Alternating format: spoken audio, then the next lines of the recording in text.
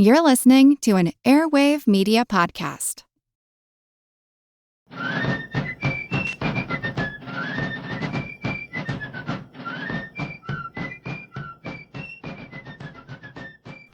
Hello, and thank you for joining this special edition of the American Revolution. Our roundtable this month discussed how the mail system worked during the Revolutionary War. Our guest, Steve Kochersperger, is the historian for the United States Postal Service. Steve began his career with the Postal Service more than 40 years ago. He joined the historian's office in 2012 and became the acting historian in December of 2023. As always, our roundtable discussion was recorded on Zoom. All right, welcome everyone to the American Revolution Roundtable. Our guest tonight is Stephen Kochersperger, who is the historian for the United States Postal Service. Steve, welcome to the American Revolution Roundtable. Thank you, Mike. It's great to be here. I'm a longtime fan of the show, and I appreciate the detail that you guys get into. Looking forward to it. Before we get into the main topic, why don't you tell us a little about your background, what you do as historian for the Postal Service? Well, I was born in Philadelphia, and I went to school at Penn State and entered the Postal Service there. Served as a postmaster for 25 years before moving to headquarters in Washington to work in the historian's office, which is, to me, is kind of a dream job to get paid to do history, really, for an organization that's been around for 250 years. You know, as it turns out, 2025 was our 250th anniversary, so they've kept me busy. And this year is the nation celebrating its 250th, so we're just going to continue the party. What I do in my job, I write. We have a website. We maintain all sorts of postal history. We're also responsible for the collection of artifacts, machinery, uniforms, things of that nature. We worked with the Smithsonian Postal Museum to meet their needs when they went to stage an exhibition. We answer a lot of inquiries from the public. A lot of people are interested in family history. They want to know about their great-grandfather who was a rural letter carrier, or their distant ancestor who may have been a postmaster. So that's some examples of the things that we deal with. I'm also responsible for running the Postal Service library, and we have a large collection of books, a very good section of postal history books. Not everything in the world has been digitized, believe it or not. That sounds very interesting. Yeah, I love anybody who can get a job as a historian doing this stuff is great. So why don't you tell us a little about, before we get into the U.S. Postal Service, what was life like before the U.S. Postal Service in the colonial era? How did people send and receive letters at that point? Well, we can go to Boston in 1639, where most of the people who lived in Boston were not born there. There was like 1,200 people living in Boston. If you wanted to correspond to your friends, family, or business partners back in England, you would have to find somebody who was going that way, who was willing to take a letter for you. Often the captains of ships were willing to do that if you gave them a couple coins. That's how the mail was transmitted across the ocean. The court of Massachusetts decided to keep things consistent. They designated one particular place in Boston where all the letters would be deposited. And as it turns out, that was a tavern. Richard Fairbanks Tavern became the first, what we call the first post office in the United States. And, well, it wasn't the United States yet, was it? It was the first post office in America. Right. And Richard Fairbanks, the first postmaster. So there wasn't much need to exchange mail between Massachusetts and the other colonies. They were still very autonomous. New Amsterdam was still but a Dutch colony. Once it became an English colony, then there needed to be some exchange between the two. So there was a mail route set up every month between Boston and New York, and that was called the King's Highway, sometimes called the Boston Post Road. Today, we call it U.S. Route Number 1. So that was the beginning of intercolonial mail service. And each colony eventually set up their own mail system. William Penn set one up in Pennsylvania. There was another one set up in Virginia. The further south you go, the less developed the mail system was, although Charleston did great business. But most of the mail was still traveling across the ocean, not between the colonies. And of course, there was no such thing as door-to-door service, as you say. It would go to a tavern and, you'd have to stop by every so often, or you heard a ship came in and just go in and find out if there was any mail for you or something like that, I guess. That was the case even up until the Civil War. You would have to go to the post office and check and see if they had mail for you. Oh, okay. Well, At that time, you paid postage to get your mail, not to send it. okay. So everything was postage due. It was postage due, and there were no postage stamps at that time, not until the 1840s did we have postage stamps. So the postmaster would weigh the letter, or they didn't even have to weigh it necessarily. They just rated it on how many pieces of paper were in it. There were no envelopes either. If you've seen correspondence from that time, it's folded up and sealed with wax. Yeah. And that's how it worked. And it worked amazingly well, considering, the conditions at the time. Yeah. Well, I'd imagine it was relatively expensive, and there weren't a whole lot of people that were sending a lot of information, at least, not like there are today. I mean, It was relatively expensive. You didn't send postcards to your friends. Most people who were corresponding, they were either in, part of the empire, the imperial government, or they were in business. The postage was purposely set high because it was considered a source of revenue for the crown. So if they could make money off of postage, that was more for Queen Anne at the time, 1710. The high cost of postage was part of the rebellion. It was considered a form of taxation. So as the protest mounted against the colonies resisting British taxation, postage was very much part of the equation. The colonists were looking for any way they could to avoid paying postage, and that meant sending letters with private couriers, get the guy who brings your newspaper to take your mail for you, or even the sworn post riders sometimes would take mail on the sly. When a ship arrived in port, the captain was supposed to turn over any letters to the postmaster so that postage could be collected. The exception was if the letters if they were related to some cargo on the ship. And surprise, surprise, almost all those letters turned to be related to cargo, at least according to the captain of the ship. So there were all sorts of loopholes, and the colonists were exploiting that. I guess I've skipped over the part where Benjamin Franklin becomes the Philadelphia postmaster in 1737 and gets promoted to become deputy postmaster general for all of North America. With his genius, he actually makes it profitable. For the first time in 1760, they send money back to England as a profit. Shortly after that, Franklin goes to London, where I think he liked it there. But he was working, representing various colonies, Pennsylvania, and so on.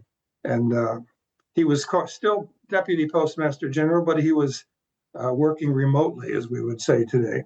He would send his letters through the mail to his deputy in Philadelphia. Yeah, I guess he had kind of a direct interest in the mail anyway as a printer, because a lot of the things that went through the mail were almanacs and newspapers and things like that he was printing. Very much so. Many of the early postmasters were also printers because they had two advantages. They would be able to get the news out of the incoming mail before anybody else, and they would also be able to just send their newspapers out with the post riders. So they improved circulation and also improved the content. So yeah, there was a natural affinity between postmasters and printers, and they wore the same hat in many cases. You think Benjamin Franklin's the one who really got the colonial mail in order? He was kind of in charge for all of the colonies by the time the Revolution began, or a few years before that. Was that considered like a good job, a profitable job, something that you could make money at, just as a good government position with a healthy stipend, or how did that work? Well, the postmasters at the local offices basically worked on commission. They didn't really draw a salary, but Franklin, because he was the deputy postmaster general for all of North America, he was pulling in hundreds of pounds a year on that gig. So it was a good gig, and he didn't want to give it up. But while he was in London, there were some unfortunate events, and Franklin ended up losing his position. He was fired as Deputy Postmaster General. The big trigger was when he was implicated in the release of the Hutchison letters. Right. The other was after the Boston Tea Party, they really needed a scapegoat, and Franklin was handy. So he was dismissed, and it's hard to imagine they would fire him. It'd be like if Apple fired Steve Jobs or something, right? But I guess that happened too. Did happen, yeah. Was Franklin fired because he was favoring the Patriot side, or was it more a matter of, was he reading mail that he shouldn't have been reading and passing it on to people that he shouldn't have been passing it on to as part of his position as Deputy Postmaster General? Well, there were definitely people in the ministry that didn't like Franklin, but he had a lot of friends there too. He was friends with the Howes even. So in his own words, Franklin is writing back to his John Foxcroft was the other co-deputy postmaster general who was still in the colonies, and he warned Foxcroft that I've been dismissed for being too much of an American. That was his own way of describing it. Yeah, well, I guess I guess he'd write it in his most favorable terms. But yeah, he was not only dismissed, he was very much worried that he was going to be arrested, and that's about the time that he made the decision to come back to America in 1774. Yeah, he actually stuck around for the next year. He thought maybe he could still work some back channels. He was very interested in trying to resolve the schism between Britain and America. And he'd been gone for 11 years. He didn't realize how bad things had gotten in the colonies. I mean, he had some sense. When he finally came back, he's in the middle of the Atlantic Ocean when Lexington and Concord happens. So he doesn't find out that there's a war until May 5th. He gets off the ship in Philadelphia. And I say, Dr. Franklin, have you heard? And he said, heard what? He said, we're at war with Britain. So you can imagine what was going through his mind. Then the next thing they tell him is, oh, by the way, next week we're going to have a rebel Congress and you've been already elected to it. Yeah. So he changed his allegiance pretty quickly, I think, at that point. Yeah, I think the die was pretty well cast as to which side he was going to take by that point. And one of the first things I guess the Continental Congress did was form their own post office and appoint Franklin as its Postmaster General, right? Well, the most urgent thing was they had an army in Cambridge and they needed somebody to go and lead it. Otherwise, it was just a bunch of militia guys firing at random. So once they picked a general for the army, as George Washington, they still needed a general for the post office, because what good is an army in Massachusetts if you can't communicate with them? They didn't have cell phones or any sort of modern communication. The only way to communicate was through letters and the spoken word. So the importance of the post office was early on the agenda of the Continental Congress, and they formed a committee, and the committee came back on the 25th of July, 1775, and considered the resolutions. The next day, they adopted the resolutions establishing a line of post from Georgia to Maine, putting a postmaster general in charge with a deputy, and then several other stipulations. But then they elected a postmaster general, and that was unanimously selected to be Benjamin Franklin. While Franklin was away, there were some other efforts to organize. There was a newspaper printer, former postmaster, his name was William Goddard. He was frustrated because the Philadelphia Royal Postmaster would not allow him to send his Pennsylvania Journal through the King's mail. So he said, you know what, I'll just hire my own writers, and if people want to send letters along with it, so much the better. Now, this was a complete violation of the royal monopoly, but he was a kind of a brazen fellow. He tried to get the First Continental Congress to adopt his plan, and they tabled it. And it wasn't until Lexington and Concord that they started thinking seriously, yeah, we need a postal system.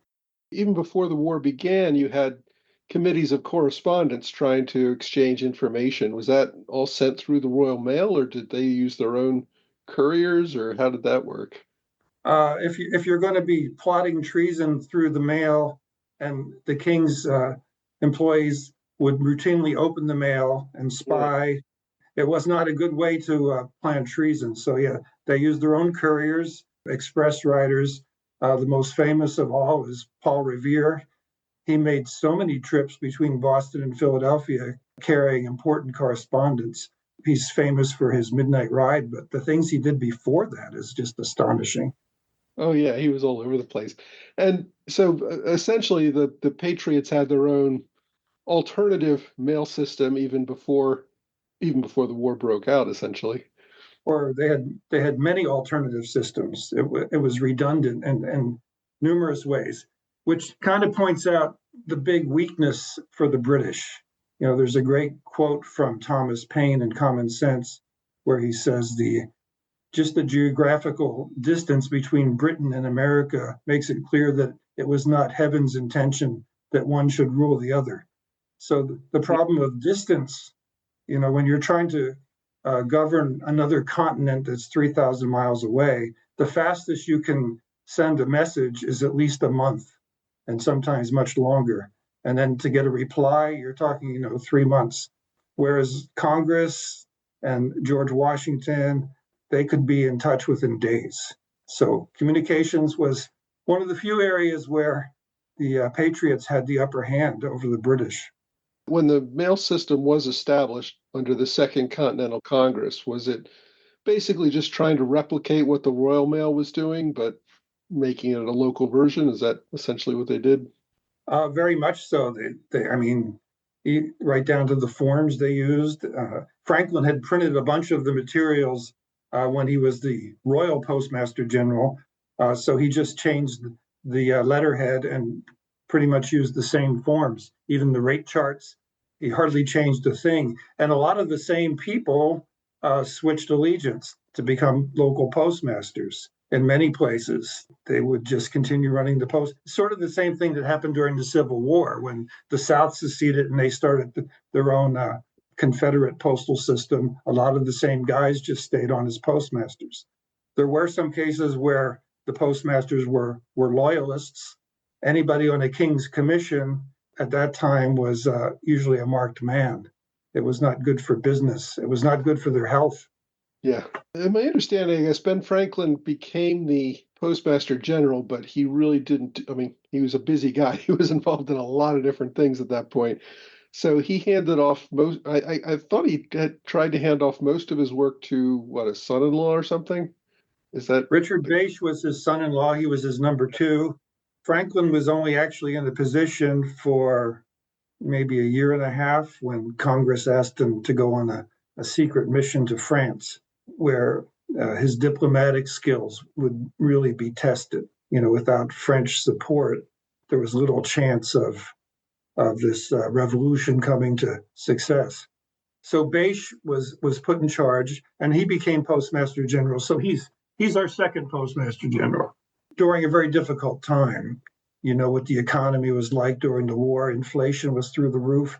They could hardly pay the post riders, and it was a dangerous business too. These post riders were targets because if the British could snag a post rider and get a bag of mail, unlimited intelligence available. Newspapers, especially Rivington's paper in New York, would print confiscated letters just as a source of amusement and embarrassment. After Yorktown, Richard Bache was dismissed by Congress. He had never really distinguished himself for his managerial ability, but his second in command was a fellow named Ebenezer Hazard, who in my mind is the real hero of the post during the American Revolution. And Hazard was first appointed Postmaster New York, while they also still had a Royal Post Office. So there was more than one post office. If you want to use the Royal Post Office, or you can use they called it the Constitutional Post.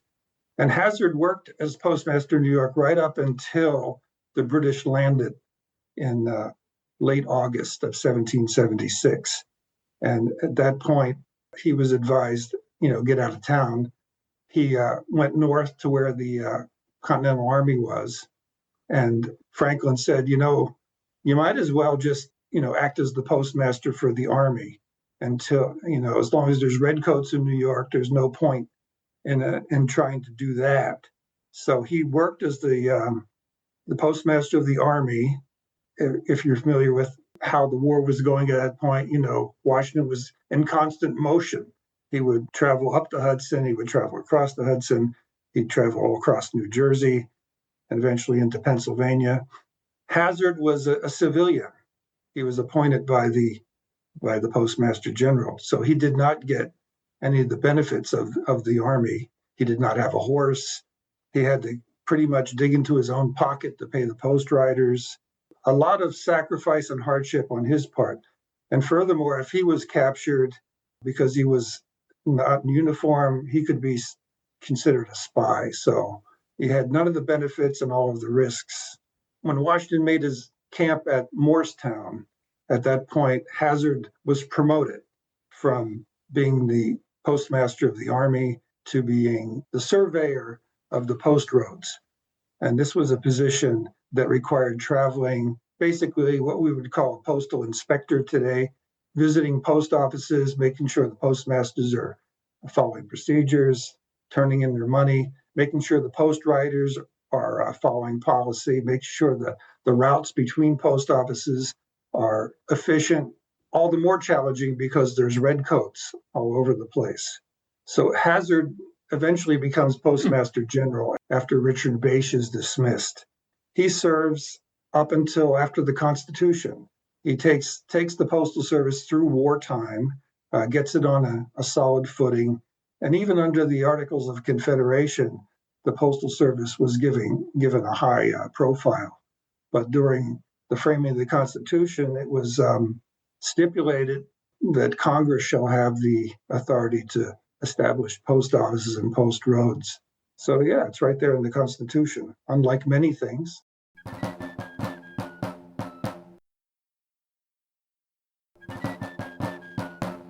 It's interesting that the post office was a primary concern for the delegates at the Constitutional Convention and elsewhere.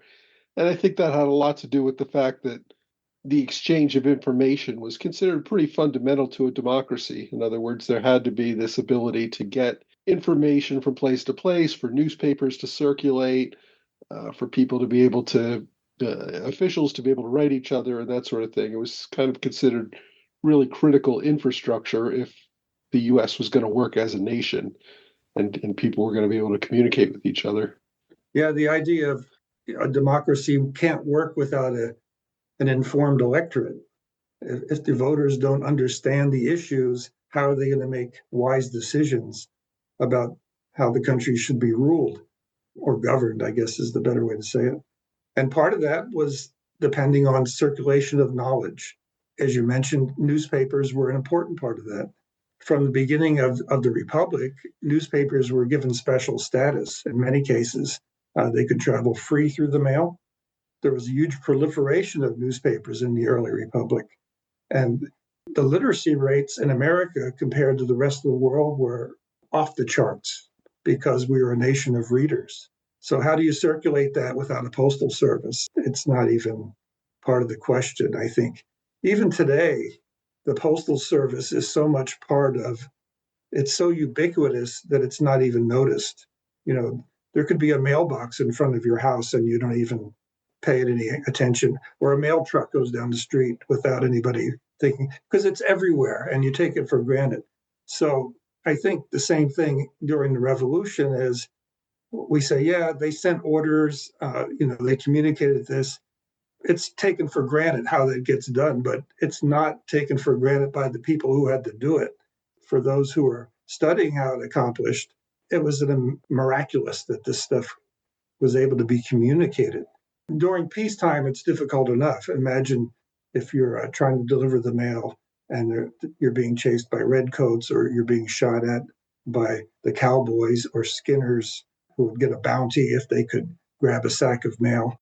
the heroics are there. And it's something I've been digging into as I've been doing more and more research. I'm sure everybody here agrees you can never know too much about the revolution because what we're taught in school is just the tip of the iceberg. When you start digging into it is when it becomes real. The men and women, I didn't mention, but there were some women involved in this too. William Goddard had a sister who was also a printer. She became postmaster of Baltimore and served until 1789. And she's one of two women we know who served as postmasters during the Revolution. Mary Catherine Goddard, her claim to fame is when the Continental Congress had gotten out of Philadelphia because Lord Howe was there, they were holed up in Baltimore for a while, and they said, we need to print the Declaration of Independence that has the names of all the signers. I think the previous edition had the text, but not the signatories. So they contracted with Mary Catherine Goddard to print the full version of the Declaration with the names of 56 men. At the very bottom, there's the name of one woman, Mary Catherine Goddard, printer. So if someone asks you how many women's names are on the Declaration of Independence, now you know. But she was a great patriot, really unusual for a woman, a single woman at that time, to have such a position of authority. The other woman we know of was at Newcastle, Delaware, Anne Clay. She was a widow with, I think, 15 kids. So, yeah, she needed the job. They ran an inn, a hotel on the Strand in Newcastle. And I went there a few years ago and visited her grave. It's right across the street. Another amazing story, people that we've never heard of. And I guess most postmasters did not do this full time. They had another job, and this was kind of something they did on the side, right? Is that fair? That's true. Probably right up until the middle of the 20th century, most postmasters were storekeepers or they had another sort of business. During the colonial period, we discussed that a lot of them were printers. The Philadelphia post office was Benjamin Franklin's print shop. You can go there and pick up an almanac and pick up your mail at the same time. So, yeah, they had a variety of occupations. You certainly couldn't make a living just off of the commissions from sending letters. One problem that they had was you could send someone a letter, but if they didn't pay the postage when it arrived, the postmaster didn't make any money off of it. So at the end of each month, they would make a list of all the unclaimed mail and they would print it in the newspaper. If you go through old newspapers, you can see a lot of these lists of letters. And these are highly prized by genealogists because they can find names of ancestors. And they say, oh, he had a letter, so he must have been in that town at that time. Or at least somebody thought he might have been in that town at that time. And sometimes they'll contact me and say, can I get a copy of that letter? I say, well, yeah, we don't really save them. Yeah. But it's a fascinating insight into what the postmasters were dealing with. And they've had all sorts of different occupations. And some of them, are you familiar with George Whedon, General George Whedon? Okay. He served with George Washington in the French and Indian War. And after that, he went to Fredericksburg, Virginia, and married a woman whose family owned a tavern. And he became a tavern keeper and was pretty popular from all reports. When the revolution began, he was back in uniform. And his brother-in-law was Hugh Mercer. So Hugh Mercer started a regiment, and George Whedon was his second in command. He sold his hotel or his restaurant. What was it? A tavern, we'll call it. And they went off to the war. And, Whedon served through quite a few battles. During the Battle of Princeton, Whedon was assigned to take the prisoners from the Hessians who were captured at Trenton. He had to transport them to Philadelphia. So he missed the Battle of Princeton when his brother-in-law fell. It was a personal tragedy because they were as tight as brothers, but also he became responsible for raising Mercer's 5 children and looking after Mercer's widow. So, yeah, there's all sorts of stories. Many postmasters ended up going to uniform. Many of them ended up serving in various other ways since they were involved in storekeeping. A lot of them were providing provisions, commissary, things of that sort. It was all hands on deck during the Revolution, right? So I just noticed that Kim Burdick put up a message about Anne Clay. I know Kim's from Delaware, so a postmistress from Newcastle, Delaware, obviously has perked her interest. Do you know if there are any papers or research that have done about her life? Well, I haven't found any, and I've looked pretty hard because the only evidence that I could find of her serving as postmaster was in Benjamin Franklin's ledger, which still exists. It's at the National Archives. I was scouring it. There was an entry there for Newcastle on the Delaware that said Mrs. Clay, and he received she turned in like £7 in revenue. So I'm thinking there's an Anne Clay, Mrs. Clay, clearly a woman. So her family was pretty prominent. Her husband was Slater Clay, who was a major merchant and a ship owner, but he died before the Revolution started.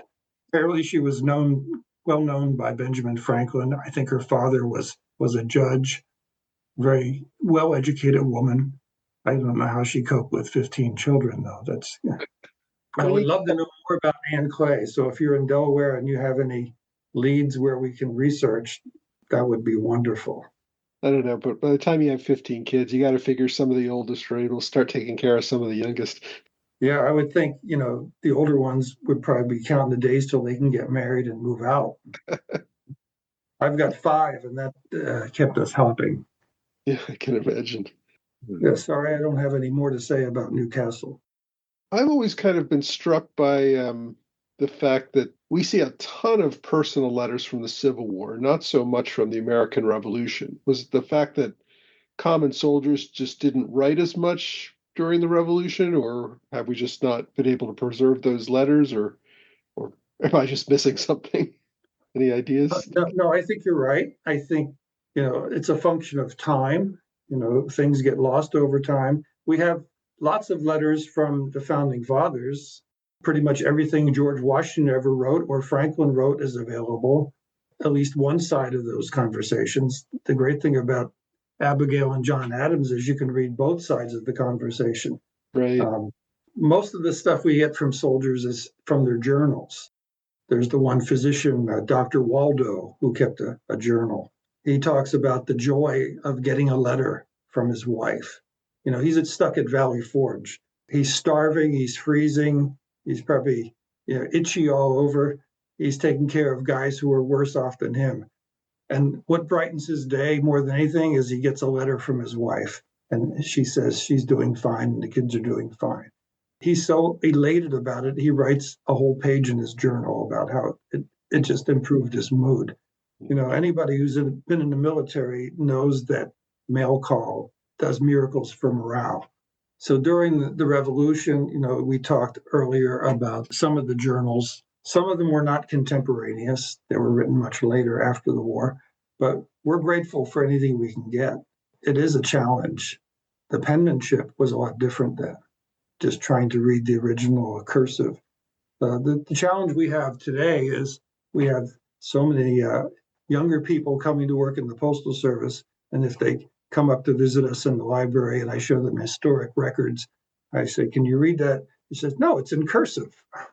we don't learn cursive, but it's not just in cursive. It's 18th century cursive. Yeah, I can read cursive. I can't read some of those letters. They're rough. It takes a lot of practice. Or even reading newspapers from the 18th century is a challenge. Yeah. When I'm doing a search through the archives for stuff related to post office, I have to put it as POFT because those S's always show up in the OCR as F's. It's hilarious. Post office. I'm wondering too, maybe one of the reasons the soldiers didn't send as many letters during the Revolution was they never got paid and they couldn't afford the postage. Unlike paper was in terrible shortage. If you read what the newspaper printers were always desperate for paper, and some of them set up their own paper manufactories. Franklin did, William Goddard did, and it was very expensive. So yeah, I think there was a number of factors why there's so fewer letters during the Revolution. Yeah. Bob Wong put something in the comments about the Stamp Act, I guess from 1765, and its effect on printers and local postmasters. I mean, obviously, I guess everybody was boycotting stamped paper at the time. The Stamp Act didn't try to tax personal letters or anything, right? But they were taxing a lot of things that went through the mail, like newspapers, and books weren't taxed, but pamphlets and things were. Did that Yeah, have? the Stamp Act, it's a bit misleading. The Stamp Act, people assume, oh, it's postage stamps. Well, postage stamps didn't even exist until 50 years later. These revenue stamps were proof that the tax had been paid on any printed material. So, yes, newspapers, any legal documents that had to be printed, even playing cards. It really impacted newspaper printers. You can see that they put out some pretty dramatic editions protesting the Stamp Act. And it was repealed pretty quickly because, one, they couldn't find anybody willing to serve as a revenue agent.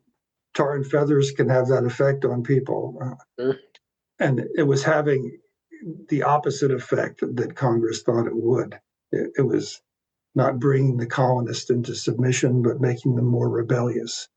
It seems like everything that the British attempted had the opposite effect of what they intended.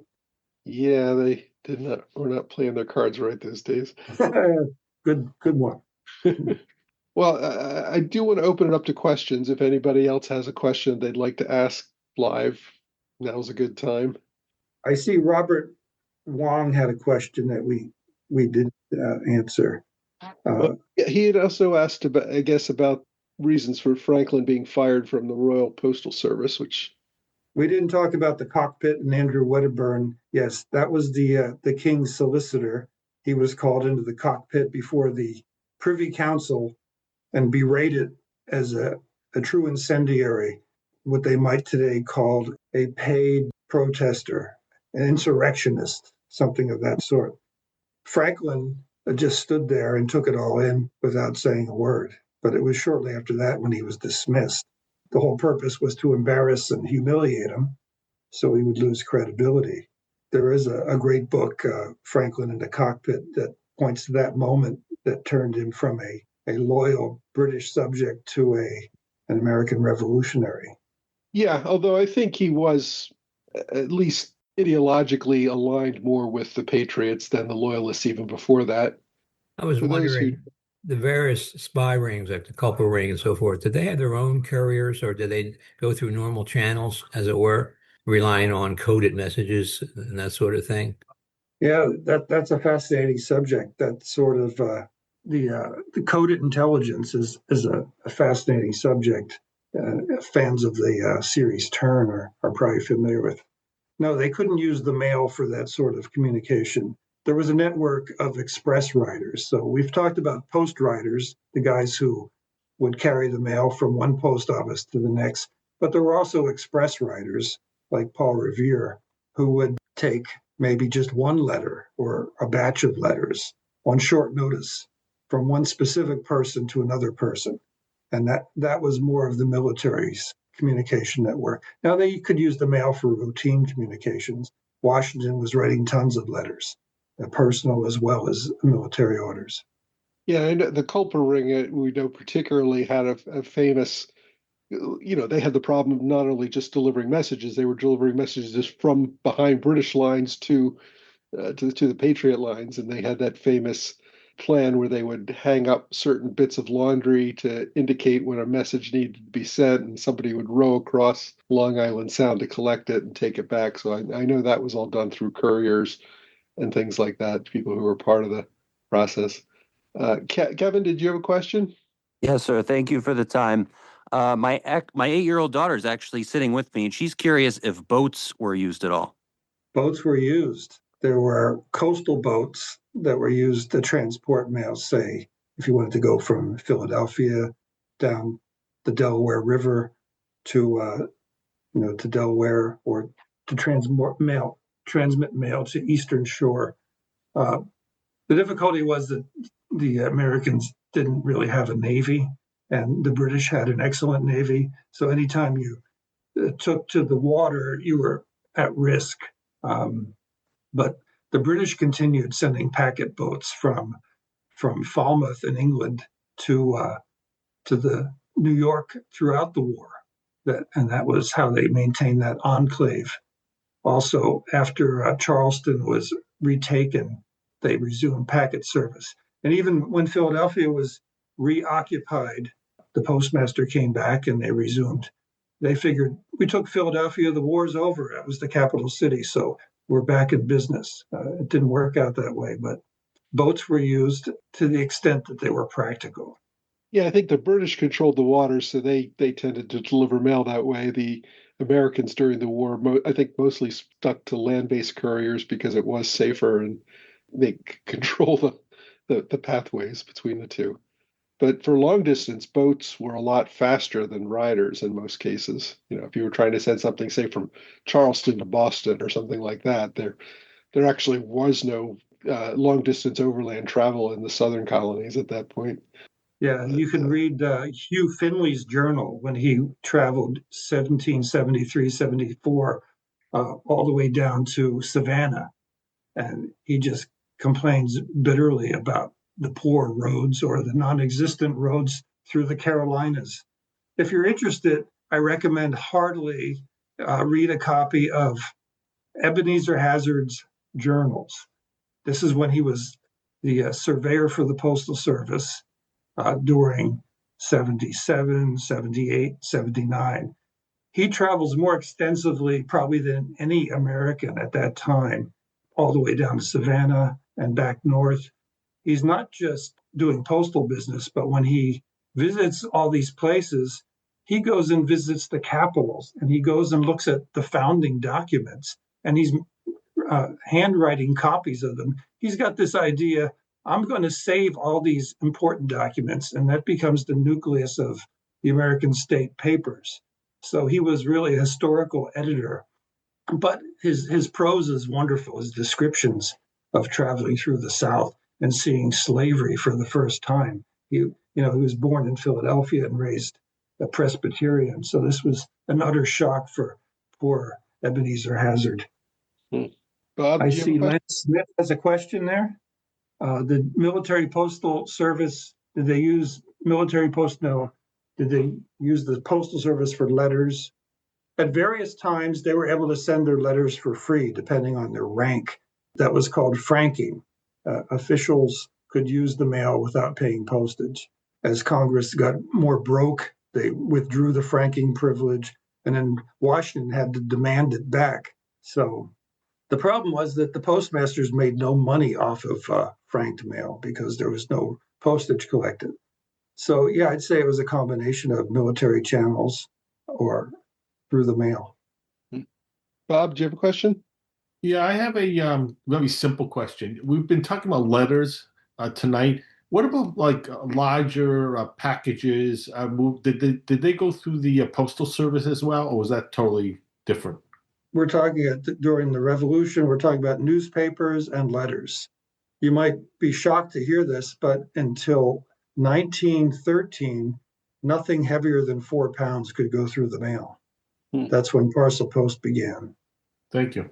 Yeah, that's interesting. I mean, we always kind of think of the mail as the mail the way we've experienced in our lifetime, but there have been quite a few changes over the years. I mean, not just back in 1770s, but I think the mail, even during the Civil War or later was very different than it is today. I think we have a lot of things like the fact that we use street addresses now was something that was a big part of the ability to deliver mail and things like that, and postal Right. and all sorts of stuff. The street address was completely unnecessary if you were going to the post office to pick your mail up. Yeah. So it wasn't until free city delivery started during the Civil War that you were required to put a street address if you want the mail delivered to your house. And there was one fellow in Connecticut who was outraged by this. His name was Mark Twain, and he wrote a series of scathing editorials about how even a dead man would know where I live. Why do I need to use a street address? Well, I'm glad he didn't live long enough to see zip codes. That would have just killed him. Indeed. Excuse me, gentlemen, I have a question in regards to some of the more formal or, let's say, salacious letters, specifically like the Conway Cabal letters that Washington had received. Was any of that sent through official mail or a lot of those documents sent by courier? It's not clear to me if they were sent through the mail or if not even always with a courier. Sometimes you would just give it to a trusted friend who you know was going there. That was the easiest solution. There was a provision Congress passed. They created a position called Inspector of Dead Letters.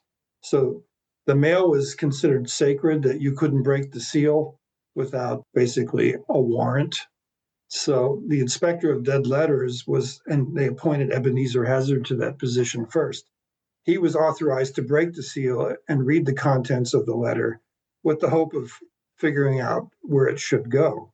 But if he found anything at all suspicious, he had to report it to Congress. And if you read some of his reports to Congress, he's saying, yes, I opened this one piece of mail and so is alleging that he is buying some weapons and supplying this and that. So yeah, there was some surveillance going on, but it was strictly limited. Thank you. I have another question. This is Bob Wong again. Just a follow-up question. Based upon that, were letters from all known loyalists opened? Now, that's a tough question. There are cases where mail from loyalists was examined. Now, it went both ways, too. The loyalist would open up the mail of patriots. One famous case was in Charleston. The patriots grabbed the mail as it came off the ship before it got to the post office. They took it and opened it up and read the letters that came from Lord Germain. These were instructions from the Crown to the royal governor. The Patriot Committee of Safety decided we need to know what's in there, so we're going to read it. In cases like that, they felt justified. Thank you. Well, yeah, Stephen, thanks for joining us tonight. I think it's been really interesting. It's one of those logistics things about the war and the era that we don't really give a lot of thought to, but obviously it was a very different time. People had very different ways of having to communicate with each other. And so, yeah, I think it's been an interesting talk. Well, thanks for joining us, everyone, tonight. We will have another meeting next month. Thomas Hand is going to be joining us to talk about a book he published a few months ago, which is on the lesser-known commanders and campaigns of the American Revolution. So if you guys want to join us for that, it should be an interesting one. That's going to be March 11th, 4 weeks from today. Once again, Stephen, thanks for joining us here on the roundtable. We really appreciate your time. My pleasure. Thanks again for joining our American Revolution Roundtable discussion with Steve Kochersperger, the historian for the United States Postal Service. If you'd like to join us live on a future Zoom event with authors, please be sure to sign up for my mailing list or as a member on Patreon. These are the two locations where I post Zoom links in advance for our monthly events. I have included links to my mailing list and to my Patreon page in the show notes and in the blog entry for this episode.